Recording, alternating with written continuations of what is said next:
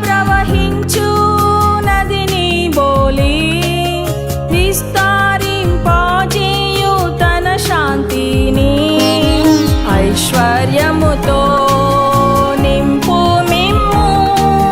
ముదిమి వరకు మిమ్ము మోయువాడు మన ప్రభువైన యేసునందు మన ప్రభువైన యేసునందు అధికముగా